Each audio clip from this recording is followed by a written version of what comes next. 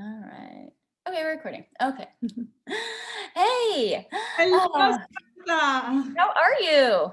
I'm very well. How are you doing? Good, good. I know we had such a great conversation a month ago, a couple weeks ago. Time is not a thing anymore. And we talked for over an hour, and it was like we should have been recording this because we had such great kind of insights and topics on kind of health, fitness, food, and the clients that we see and work with. And so I think this is great to kind of like do it again and actually record it this time. Absolutely. It was like a podcast that has never been recorded. I So here know, today exactly. sharing it with everyone. So Exactly. what's going on in your world? How are you doing? Good. It's I keep thinking, I have this thought in my mind of like, well, when summer gets here, we can do XYZ. And it's like, oh, it's already October here and summer already passed. And where did it go and what happened? And so it's very, it's like a time warp, I think, all the time. But good. It's fall here. I'm in North Carolina, and it is colors are changing and it's beautiful. Fantastic. And for the people that are listening, I live in Sydney, Australia, and it's almost summertime here. Mhm. Although I'm still wearing like a jumper this morning because it's quite chilly. And for me, it's like 9 o'clock in the morning, and for you, it's nighttime Yep. already. I know How my day crazy is is that? done. My day is done. Except it's Tuesday here and Wednesday there. So Yeah, exactly. I'm a time traveler. right. Well, I think I just want to know a little more about, because we talked kind of about what you do, but more like who are the clients you see? How did you get into what you do? Yeah, thank you for asking. So I'm a nutrition and dietetic consultant, and I specialize in hormonal health.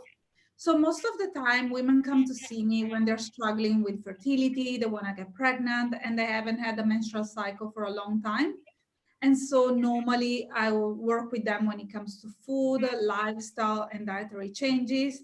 But I find that it's also a lot about mindset because, being a woman in 2020, very soon 2021, is not easy because we have been sold the lie that we can have it all, like the exciting career, the super skinny and hot and fit body, and sex, because obviously you have to be sexy and loving with your partner, you have to have Obviously. a relationship, you have to have multiple kids, natural pregnancies, because IVF is still a taboo type of conversation when women come to my clinic, which is something that I'm trying also to debunk. And so it's very tough being a woman nowadays. And I got in this specific, let's say, industry because I've been there. And I tried to become a mom for a decade. I suffer from hypothalamic amenorrhea. I didn't have a menstrual cycle. A And decade. I mean, a decade, decade. I mean, it yeah, feels like forever when it's 8 months. I know. And sometimes people come to me and they tell me, I've been trying for 6 months to get pregnant. I've been trying for 6 months to get my cycle back, but nothing is happening. And I'm really frustrated. I'm like, woman, I got you covered. It took me 10 plus years. So don't worry, we can fix that. Back in the day, so we're talking about 15 years ago now, for example, not having a menstrual cycle was always misdiagnosed with different conditions. They never asked me how much I was eating, how much I was exercising, and how much stress I was under. So normally nowadays, when I work with women, I focus on that.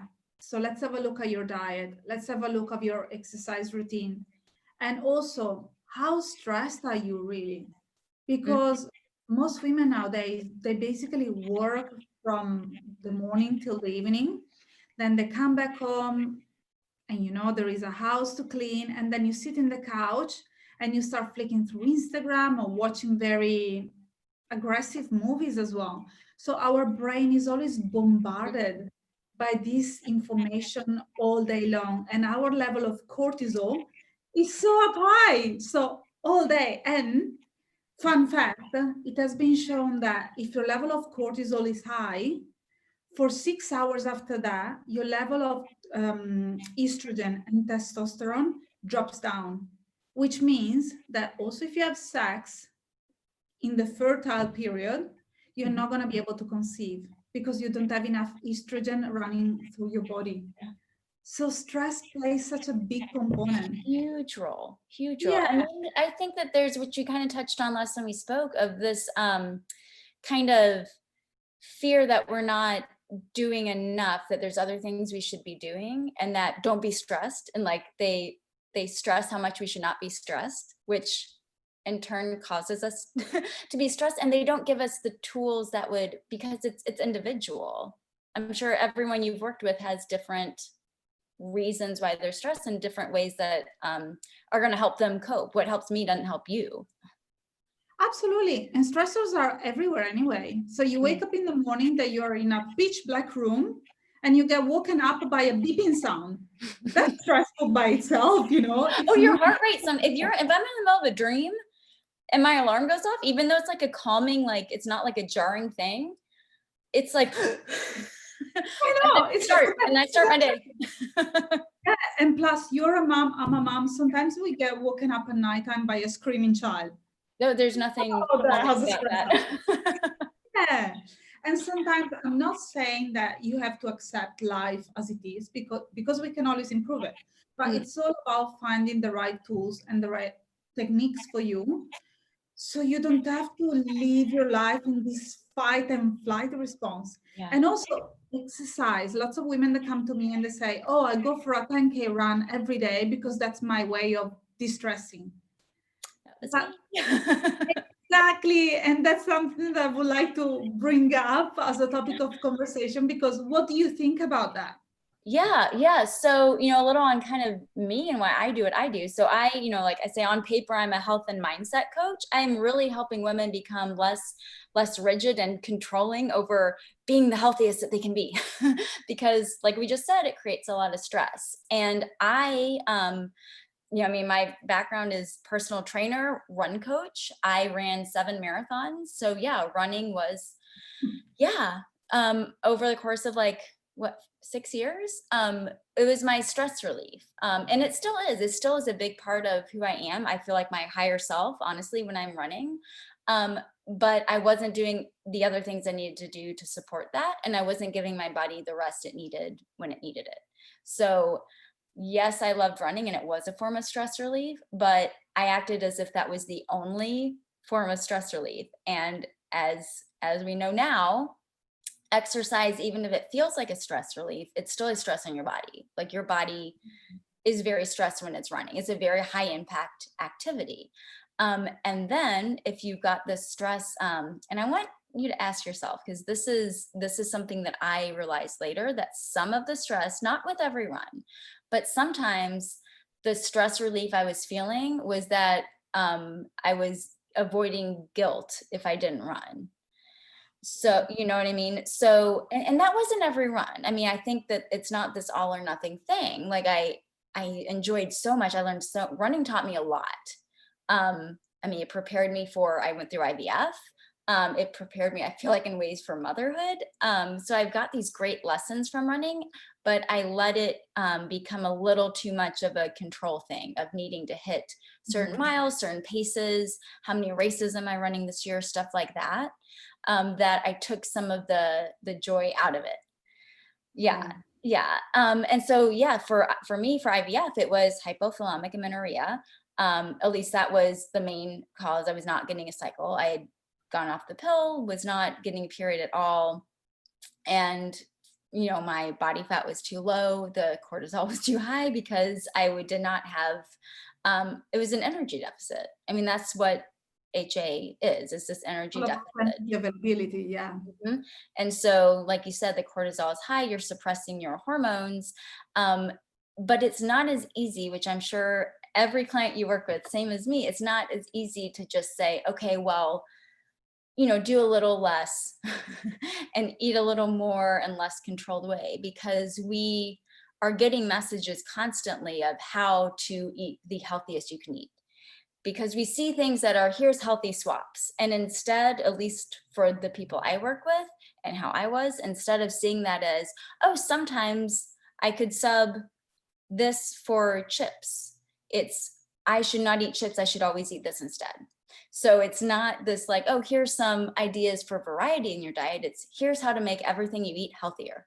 And you're not eating healthy if you don't do these things. And especially around pregnancy, there's a lot of fear around not eating perfectly, not moving perfectly, not, taking care of yourself in the healthiest way when you're trying to get pregnant. And we're afraid that, oh, I like didn't drink enough smoothies this week, or I didn't walk enough, or I didn't get enough sleep, and that's the reason I'm not pregnant.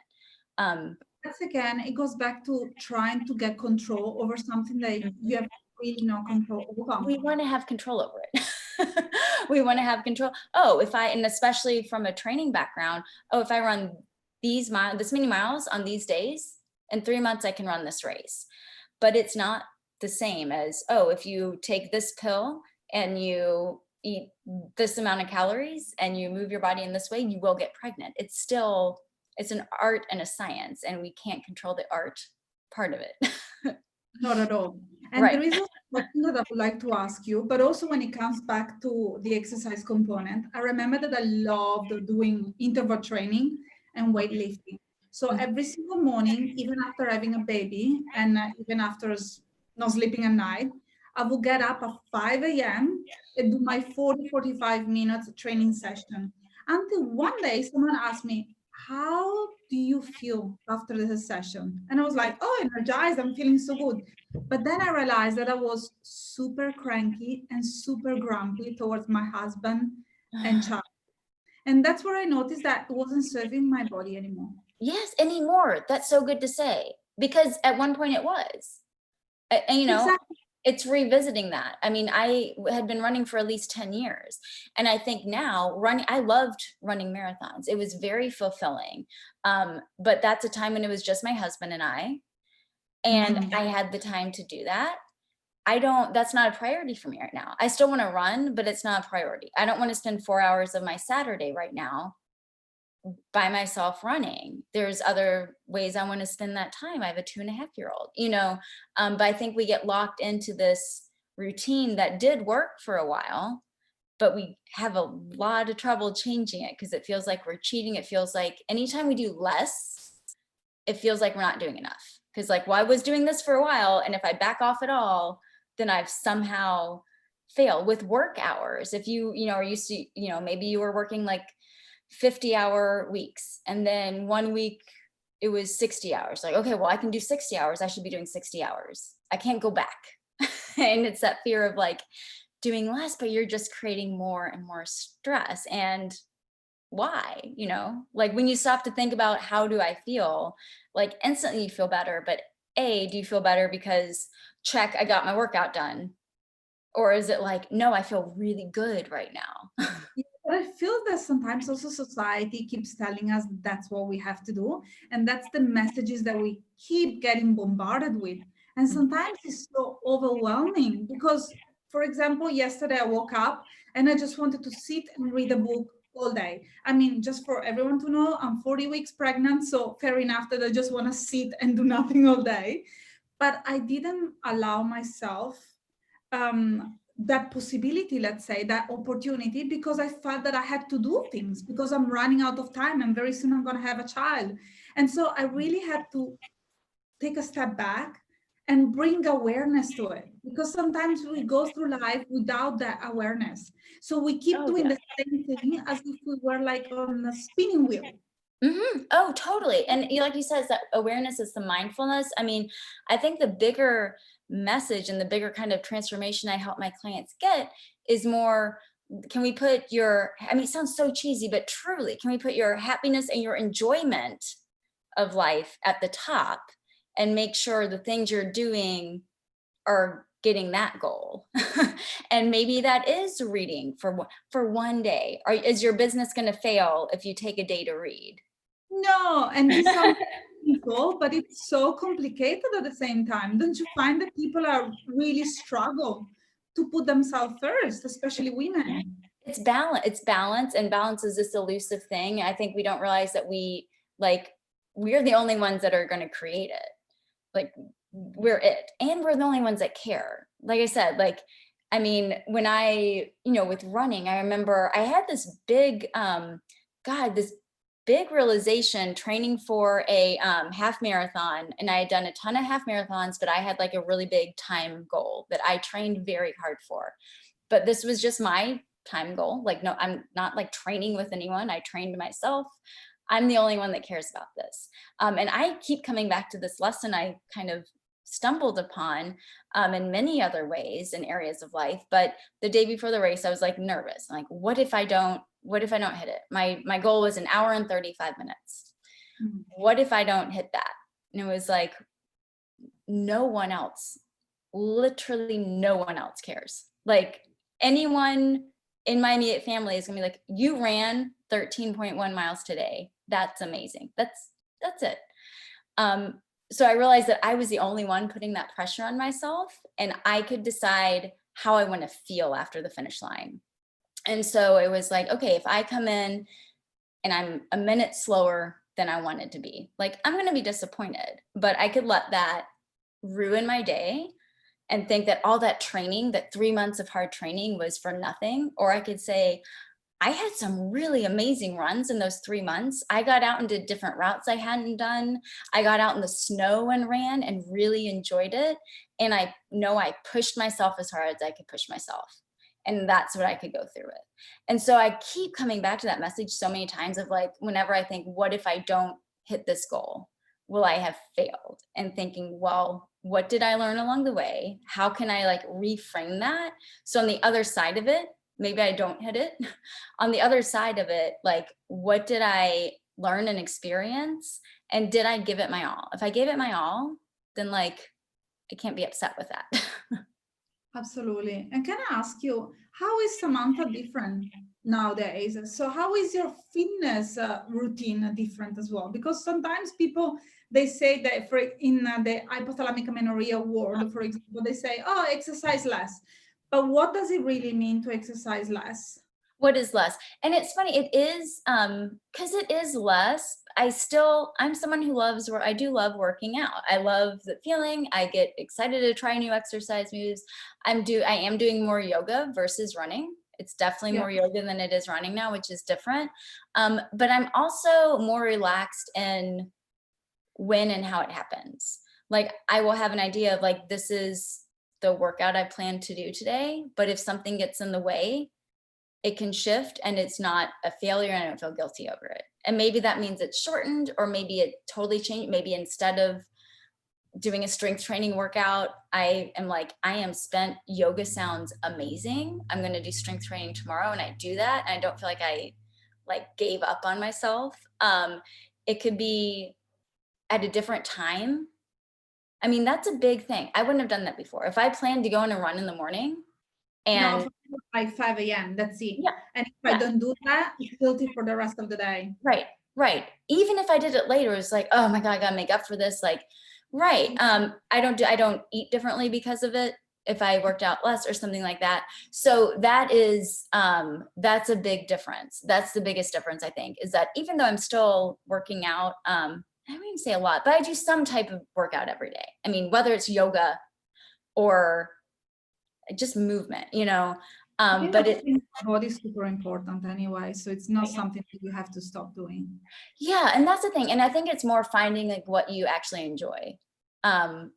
Were you just in a routine that you kept doing it because it was your routine? And I know a lot of people are finding that with COVID and like when gyms were totally closed, and if your gym is closed now, those maybe classes you were doing weren't available anymore, and you had to do something different. The weights you have at home where you don't have the machines you had at the gym, and like, can you change that? And some people are finding like, oh, I actually did really miss this class. And some people are finding, yeah, I missed this class a lot and I can't wait to get back. But that other one, like, I don't really care to do it again. No, and something that I noticed, for example, for myself, I would go all in, meaning that if I wanted to do a 40 minutes exercise class, I wouldn't double check with my body if it was okay to actually do it. And sometimes I would start a session and be completely exhausted 10 minutes into it, but I still kept going, even though I was so miserable for the remaining 30 minutes. Yes. And something that I don't have to deal with anymore. And it's such a Right. relief. And I think that the fear, at least the fear from which I used to have, and a lot of the women I talk to, is if I go lighter or loosen that or give myself permission to do less, then I'm not going to work out. Or like as if you're going to turn in this different person that doesn't like working out or never pushes themselves, because it's not like it's bad to push yourself. It's bad to only push yourself and never listen to your body. But like, of course you have to push yourself to get stronger. If you're training for a race and that's what your focus is now, you're going to have to get out of your comfort zone. But it's, if you had 4 nights in a row of terrible sleep, not pushing yourself that day, like that's the difference. It's not like, oh, I kind of don't feel like it, well, I'm not going to work out. That's not what we're saying, right? We're not saying never push yourself. We're saying like, really listen, if you are feeling a strain in your hamstring, don't do sprints today. Like give it a day and don't feel guilty about it. Don't eat differently because of that. Don't try to make up for it. Just let it be what it is and get back to it when you feel better. And something that I normally ask my clients is, okay, you want to do this exercise today, you really want to reach that goal, but are you always injured? Are you always in pain? Mm-hmm. Do you want to have sex with your partner? Do you That sleep libido, yes, we don't talk about that.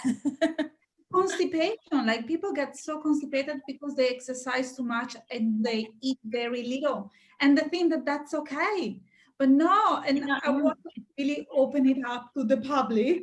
You should go to the bathroom once or twice every day. Every day, right. And that's the thing, like even with HA, with a missing period, because it is, I want to be very intentional with this word, common in female athletes, but that does not mean it's normal, because we hear it's common and we take that as, oh, it's normal, it's fine. It happens, but it is not normal for that to happen. It's a very big red flag. Like you said, if you're going every 4 days, that is a red flag. Something is off with your body.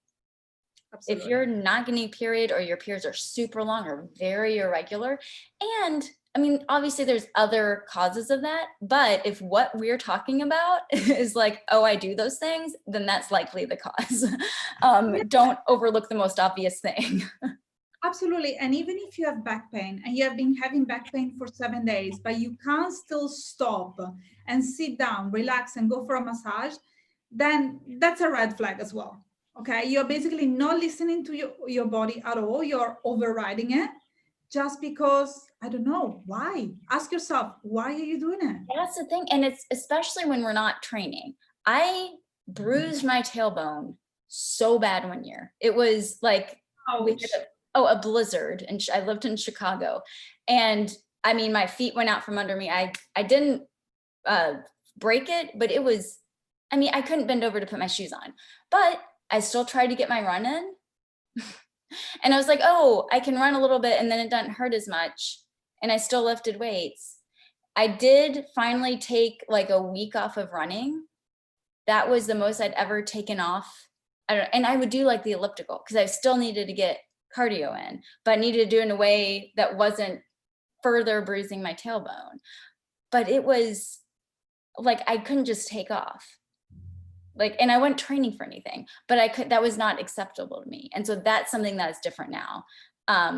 That's totally different now, because I think that we so much, and we're taught to do this. Think of how many, like, I always use Pinterest as a reference, but there's so many, oh, wait a minute.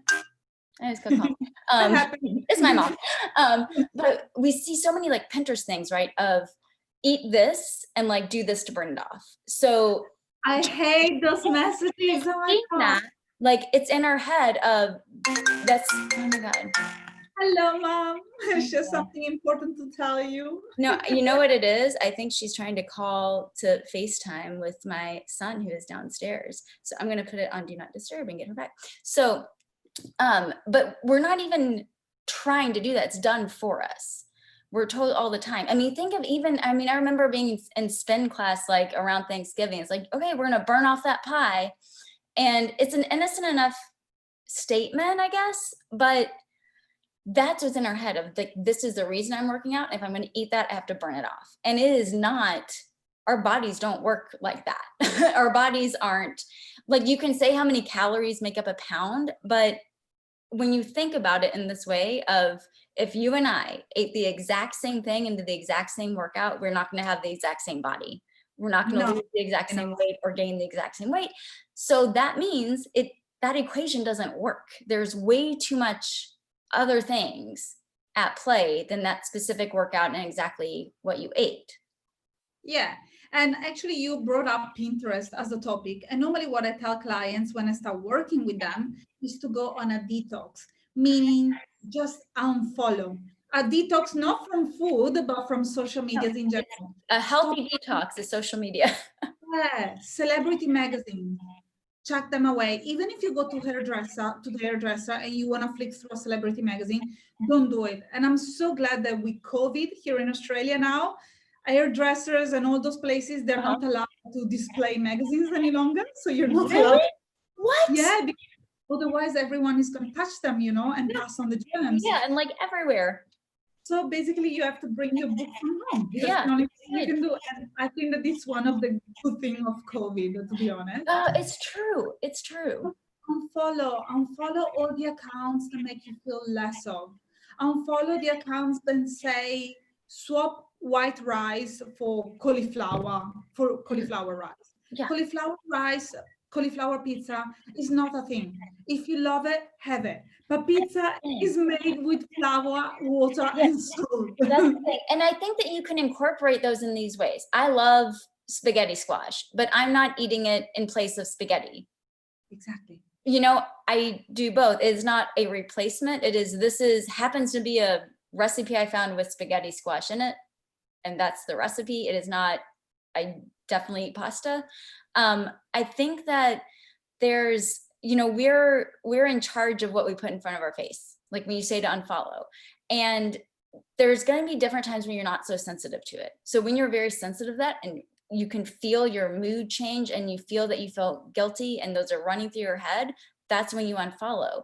Once you realize how much BS is out there and determine what you feel is healthy for you, it is so much easier to laugh at those. Like I see those magazine titles and it's like, they'll name some celebrity and say like, get her body. And it's like, think about this, like insanity. You could do the same workout. You're not going to get her body. Like that's ridiculous. But when we let ourselves only see that and kind of believe it, then it's in our head. Oh, let me see what workout she's doing. And we all did that. Like it.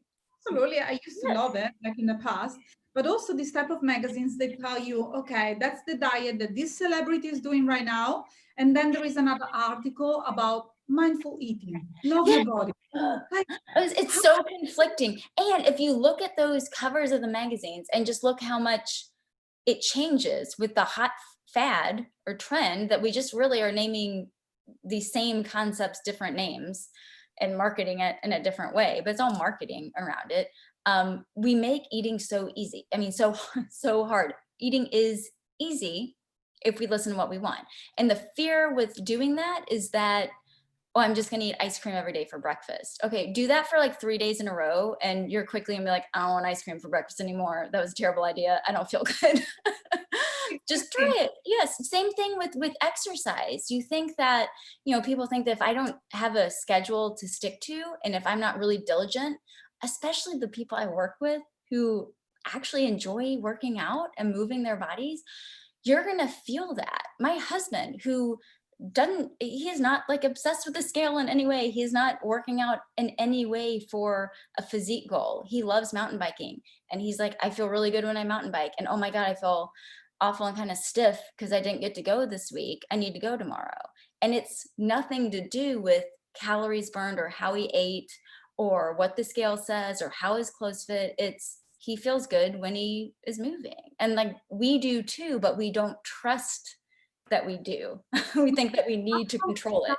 Our body, you said it correctly. And my husband is the same. And he was the biggest teacher for me, along with my toddler, because also kids, they are amazing from that point of view. They just want to have fun, eat when they're hungry, and stop when they're full. And that's absolutely incredible. But my husband, he's a marathon runner.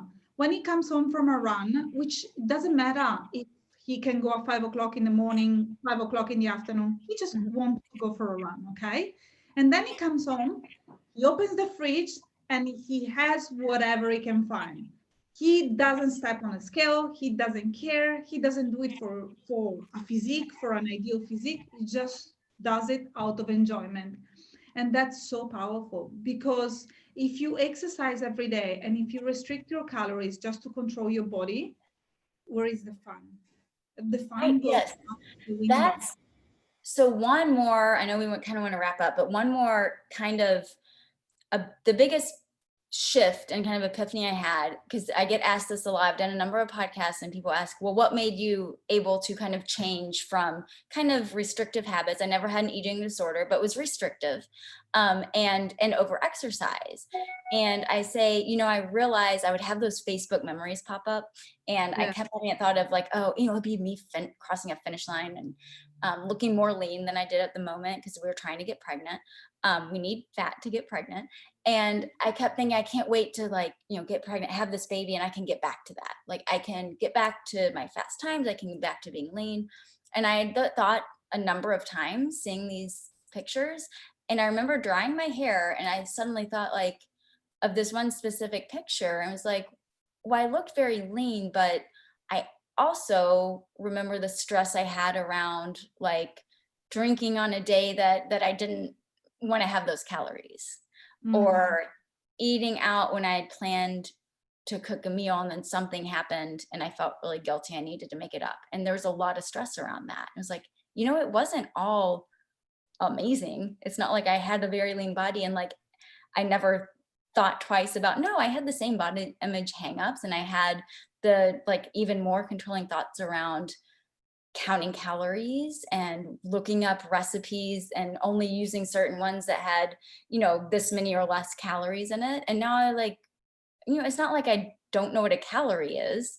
I'm somewhat conscious of it, but I don't count for the day. I trust that I know how to feed myself. And my weight and honestly, the scale broke. I weigh myself when I go to the doctor, so I kind of know where it is, once every few months. My weight has stayed in the same little range without me counting, and with sometimes going on a week vacation and not really exercising, of doing yoga only for a week or two straight, of running a couple times a week or no times a week. So that's how I know I found this happy spot, and it's so much easier. It's so much easier. Life becomes so simple when you stop using external tools to control something that, as we said before, it's completely out of your control. And if there is one takeaway that I would like to basically share with women, Yeah. stop calorie counting. First of all, calorie counting takes so much of your time. Think of the And then, time. oh God, the time is incredible in itself. Then the guilt around it, it's Mhm. again Yeah. mind blowing. And Mhm. then, do you remember, for example, if you had a slice of chocolate cake, but you had no idea how much calories it had in it? So you have to guess it and then think, but maybe I should skip dinner later on because this sounds like 600 calories, 700 calories. I used to do it all the time when I was Yeah. always tracking my caloric intake. And now I just eat when I'm hungry. I tend to stop when I'm full. Sometimes I overeat because it's normal to overeat That's sometimes. normal. Yes. Yeah. You wake up the next day, you're not that hungry, so you just wait to have breakfast. It all goes back to listening to your body. And it's very hard in the beginning, because in the beginning of, trying to be pregnant, recovering your menstrual cycle, there is lots and lots of fear. And we try to control as many things as we can. But something that I always tell to everyone, maybe you are scared, but you are not really scared. Just a little part of you is scared. So Mhm. try to support that part of you. Yeah. And how can you support it? And then we just break it down. Stop the calorie counting.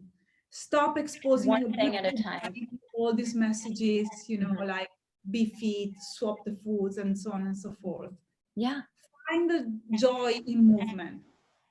But anyway, Yes. this is Yes. the That's amazing. I I can can talk about it for the next couple I of know, hours. I know. It's like we'll just Right. have to do this monthly when we have new topics to discuss. But it's so true, and it is. I think that the biggest takeaway from that both of us are saying is society and ourselves have made it very complicated, and it's really not. And it's trusting. And I love what you said is that sometimes you overeat and that's okay. I think that's the biggest thing is moving on. and not having guilt around it. Like you're going to overeat and don't make a big deal out of it. The next day is the next day instead of what did I get wrong? Yeah. Exactly. Yeah. It's very natural. Back in the days, there was famine and there was period of abundance. So our body is trained to It's okay. it Like find the medium. Yeah, if we let it. yes, so you're not going to explode because you had a Christmas dinner. You're going to be fine. Your body's not going to change the next day. Yeah, yeah. Anyway. Yay, all right. Well, yay. Much more to talk about. Let's do this again. You're probably gonna have that baby tomorrow, but Yeah, we'll do another one. I was hoping that it wasn't gonna come during our conversation. Right, exactly. Last, and maybe we can catch up again in a couple of months from now. So we'll tell you everything about my baby. Oh, I'm so excited. All right, well, this was wonderful. And I send you a huge kiss to North Carolina. Yes, oh my goodness. Yeah, enjoy your whole day, the day ahead. Stop recording now. All right.